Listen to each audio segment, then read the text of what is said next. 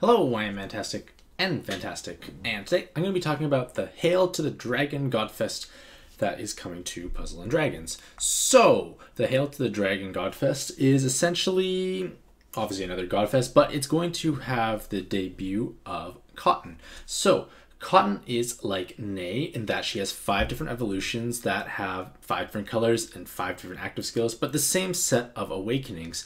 Now, this is obviously very powerful and important because everyone who rolls Cotton will at least be able to find some way, shape, or form to utilize her. It's not going to be like it's a dead card sitting in your box because A, she's amazingly strong, but B, because you can customize her color, it's going to be pretty hard not to actually utilize her to her fullest potential, I feel. So in addition to Cotton's debut, we're going to have obviously Godfest exclusives featured at 5 times rates that come out at level 50. In addition, every roll out there will feature plus 50 to a random stat, so all those sad silvers you roll will at least become pluses if that's your wish and desire.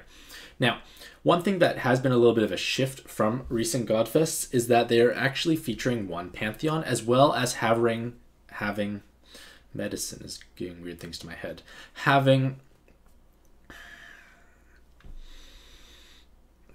It's also having special carnivals that basically feature 2 different Pantheons at 3 times rates. So basically those 2 Pantheons are basically have 3 Pantheons featured, one of them being 5 times, 2 of them being 3 times. So this is actually kind of similar to at least the Godfests of old, as well as 2 6-star Godfest exclusives having 10 times rates. Now, what I do want to stress before I continue further is that there's always going to feel like you want to save for the next big thing in pad, because we are 2 to 3 months behind Japan, so we can see what is debuted and released. And because we have this knowledge, sometimes it becomes better to wait until that powerful card is released. However, because we're always 2 to 3 months behind, we're always going to be in a state of trying to play catch up. We're always wanting the new toy that's announced as soon as we get a toy that was good, say, a couple months ago in Japan. So this can create a vicious cycle of always waiting and never rolling. So one thing to bear in mind is if the Godfest is strong and is beneficial to yourself, it may be worth rolling if you have a large stockpile to kind of stock up, so to speak, on featured cards that are powerful and have good staying power moving forward. So rolls at a glance. We do have Sima Yi and Diao Chan's Pantheon on day 1 and all those Godfest exclusives below. There's 29 of them actually. And then we have the Samurai 2, which are all incredible, as well as 29 Godfest exclusives down below. So I use an S through D ranking system. Basically, S means they're the top or the best of the best. If there's a plus beside or a minus, it kind of indicates they're higher or lower compared to before. Okay, so that's out of the way. And now I'm going to be talking a little bit about Cotton. So Cotton is the brand new 6-star Godfest exclusive that is debuting in this Godfest, and Cami and Taka, whose name I can't even pronounce, were somewhat newish, so if you do wish to read a bit more about them, you missed that article or video, you can click the link in my YouTube description down below, and that should take you to this article. So Cotton is very similar to Nay in that she has 5 distinct evolutions, so that you can always have a color that's going to be beneficial to yourself. Her active skill is an orb changer to her primary color, an orb changer to hearts, as well as ignoring or canceling Skyfalls for 1 turn. Now, this is actually quite powerful because those special double orb changers are usually 7 to 8 turn cooldown, but because Cotton gets this no Skyfall clause, as well as possibly just being power creep because she's a newer card, she only has a 5-turn cooldown. So a 5-turn cooldown on a powerful orb changer is incredible, because if you think about it, like a single orb changer from like the Ninja series or the Heartbreaker series, they change 1 orb into their primary color, that's it, 5-turn cooldown. Cotton has the same thing, except they're making hearts and their primary color. Yes, you ignore Skyfalls. So that ignoring Skyfalls can be sometimes seen as a liability or drawback because you kind of cap your damage. But in situations where you want to control your damage, this is invaluable. Yes, I'm well aware that controlling damage is less fashionable when you have things like follow-up attack, box awakenings, fusion style actives, but it can always come in handy. It does not hurt to have. So why is Cotton so strong? Outside of this flexibility, she has some of the strongest awakenings in the game. She has double 7 combo awakening, which is still very powerful and somewhat rare to a certain extent. It's great to have, but now you can have her in any color you wish. In addition, she also has follow-up attack. So this is kind of like, oh, she's kind of like Scald in a way, double 7 combo, single follow-up attack. But Cotton is also bind immune, and that bind immunity can make her significantly more powerful because now she can fulfill multiple roles. She still has a great active skill that synergizes with her follow-up attack. You can make hard roles, make your column, but you can always inherit a tri-elemental board changer that makes hearts. She's also bind immune, so that can be useful. You can also inherit a bind include onto her. You have options is the idea, and that was what can make Cotton so powerful. It's the flexibility as well as these awakenings that are some of the strongest in the game. Now, this is obviously well and powerful, and then you're kind of thinking, well, if I get Cotton, I'm going to have this dilemma all over again like I did with Nay. And in this case here, it's somewhat challenging to say like if one evolution is necessarily directly better than the other. It's more so what kind of teams they can fit on for your own monster box. So, for example, let's say you run a Blue Hunter team, you like playing co-op with your best friend in real life, hopefully. And with your Blue Hunter team, you try to make your team as mono blue as possible to stack damage more efficiently. Thus, a blue Cotton would obviously help propel your team further because you gain this powerful bind immune card that can kind of somewhat in a way replace Ryune, Scald, and Blue Nay. Like, it can potentially replace all those 3 options because she is arguably stronger than the 3 of those. So that can help your Blue Hunter team. So you want to try and utilize her on your best endgame team. For example, let's say you have a Yogg team, you want to get more yellow cards. Well, make Cotton yellow. Like, you get the idea. You just follow that train of thought. You find the color that's going to suit your best team and try and see if she can fit on that team and utilize efficiently. So, Pantheon tier list. I didn't change anything because my medications are making it hard to do things, as well as the fact that I'm moving and basically starting tomorrow, painting and moving over the course of the weekend, so not too much time trying to get this done beforehand, but I don't think much things have necessarily changed or shifted that much. We're still using kind of the same teams as before, so I don't feel like any changes need to be made at this point in time.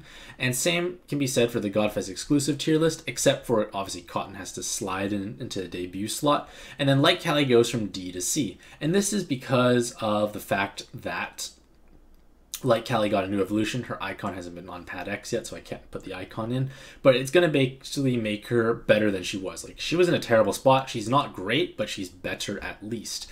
And this is because, like, she does have 3 TPAs. She is bind immune. But unfortunately, I was hoping Light Cali would gain either, like, Skill Charge, 7 Combo Awakening, or Guard Break, which has synergy with her playstyle in terms of the teams that she's used on, as well as her active skill.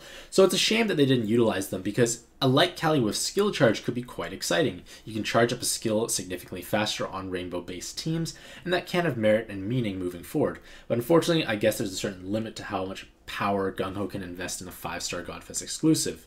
On the other hand, Dark Cali may go up to S, maybe not, hard to say. Like, she is stronger for sure, I'm just not sure how we can utilize her very efficiently at this point in time. But don't worry, by the time it comes to North America, we'll know exactly how well she plays out in Japan. So, in terms of the featured Pantheon cards, Day 2 is heavily stacked. We've got a great roster in Day 2. Everything's great about that Pantheon, pretty much. And then Day 1 is reasonable. Diao Chan is still strong. Obviously, it's more beneficial in single player for the most part. But then again, a lot of the challenges are done in single player. If you look at Hera Nyx, it was great to have double Diao Chan if you're fortunate enough for all the Anubis playing you did. So, interesting carnival. So, the Hail to the Dragon King or Lord or whatever Godfest is going to have 2 different carnivals overlapping that provide you with 2 different Pantheons at 3 times rates. It's something. It's kind of almost bringing us back to the old Godfest where we used to have 2 Pantheons and all the Godfest exclusives. Now it's like just Godfest exclusives, and we're lucky to ever see a Pantheon featured. So, putting everything all together. So, on Day 1, we have Cammy and Cotton featured at 10 times rates, and Day 2 has Cotton and Yogg featured at 10 times rates. And so these are some of the best you could ever hope for to have at 10 times rates. So this is a great job on Gung-Ho's part to basically entice us in with this appealing Godfest. So if we look at Day 1 versus Day 2, Day 2 is much more heavily stacked when it comes to powerful cards overall. But Day 1 is stronger when it wants Godfest exclusives because it has a lot it's a much better Godfest exclusive lineup, but day 2 has a Samurai 2 Pantheon. So it obviously comes down to what is going to benefit your box the most. Samurai 2 is just so overpowering at the moment, and it's hard to really argue that. Can you really justify like better mid-range Godfest exclusives? Because you think about it, day 1 and 2 have almost the exact same Godfest exclusive in the S tier, but it's only when you do down that the rankings change. So is it really worth trying to get better Godfest exclusives when you could have a much better Pantheon overall? Hard to say. Again, you need to be the judge of yourself. So in conclusion, the Hail to the Dragon Godfest does continue this upward trend we've seen of better and better Godfests coming out over time. If we look at the past, say, 3 or 4 Godfests or so, we've had Godfests that were featuring just Godfest exclusive at 5 times, no collateral benefits. Then we got some collateral benefits either in plus eggs or whatever. And then now we have some Pantheons featured. Now we have real carnivals that feature Pantheons again. So it's kind of this nice upward trend, as well as featuring only good cards for the 10 times rate. And so like all these things are kind of just making this Godfest significantly stronger than ones in the past, just because we have good rolling rates, we have Pantheons, we have carnivals, and we have good things at 10 times rates. And this may be a good time to roll if you are missing a lot of these cards that can be critical to your success. And I do still want to stress the notion that a lot of players may feel that it's always better to keep waiting, but you're never going to stop waiting because Japan is always going to continuously churn out better and better toys. And if you keep waiting and waiting, you're never going to be happy because let's say Cotton just came in now. Great, Cotton was great when she was announced, but now we have other possible things teasing us. Like, yes, Monster Hunter Collab is coming back, we know that, but the Dragon Collar Rare Machine hasn't been announced or confirmed. We don't even know if we're going to get it.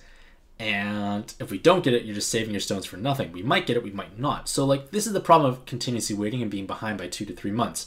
Whereas if you had no foreknowledge of Japan, you'd probably be rolling heavily on Godfest that look good because they have the best things to offer at this point in time. So I guess the best piece of advice to take from it is look at the cards that are being released in Japan. Look at the cards that are featured now in these Godfests. Do the cards featured now in this Godfest, do they have enough value to basically propel your own game forward? And do they have good staying power overall in the future? So let me know what you think about this Godfest in the comments below. Hopefully you all have a fantastic day. I wish you all the best of luck in your own pad adventures, and happy puzzling.